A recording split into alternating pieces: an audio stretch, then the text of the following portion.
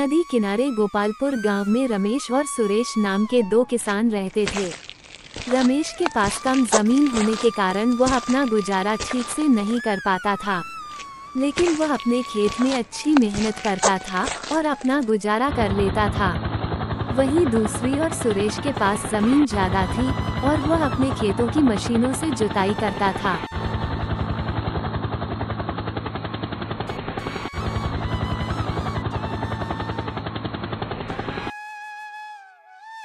अरे रमेश, कितनी मेहनत करता है, फिर भी तेरी फसल आधी भी नहीं होती जितनी मेरी। खेती के लिए पैसा चाहिए, सिर्फ मेहनत से कुछ नहीं होता।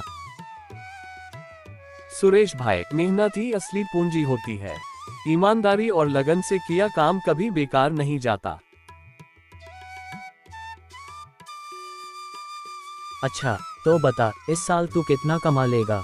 मेरा तो आधा खेत मशीनों से ही जोत जाता है, मुझे मेहनत करने की जरूरत ही नहीं। भगवान की मर्जी है, जितना मिलेगा उसी में खुश रहूंगा। गांव में भारी बारिश के कारण बाढ़ आ गई। सुरेश और रमेश दोनों की फसलें प्रभावित हुईं। सुरेश के खेत में लगी महंगी फसलें पूरी तरह बर्बाद हो गईं, जबकि रमेश की स्थानीय और सादा फसल कुछ हद तक बच गई। गांव वाले चौपाल में इकट्ठा हुए हैं। इस बाढ़ ने हमारे किसानों को बहुत नुकसान पहुंचाया है। सुरेश, तुम्हारी क्या स्थिति है? सरपंच जी, मेरा सब कुछ खत्म हो गया। जो भी उधार लिया था, अब कैसे चुकाऊंगा?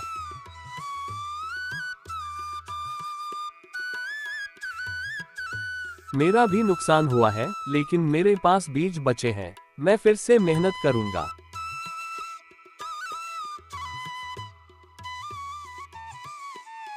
यही फर्क है मेहनत और पैसे में।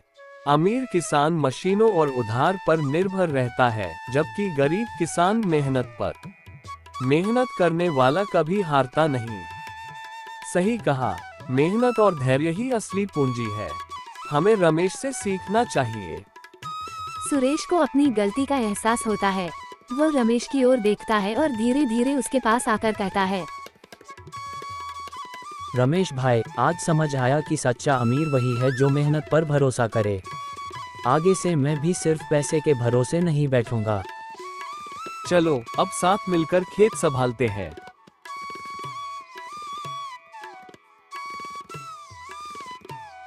इस कहानी से हमें ये सीख मिलती है कि मेहनत और ईमानदारी से किया गया काम कभी व्यर्थ नहीं जाता। सच्ची समृद्धि धन से नहीं, बल्कि आत्मनिर्भरता और परिश्रम से आती है।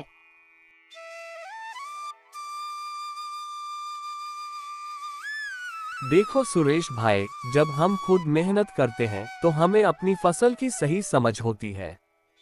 सिर्फ मशीनों और उधार के भरोसे रहना सही नहीं होता।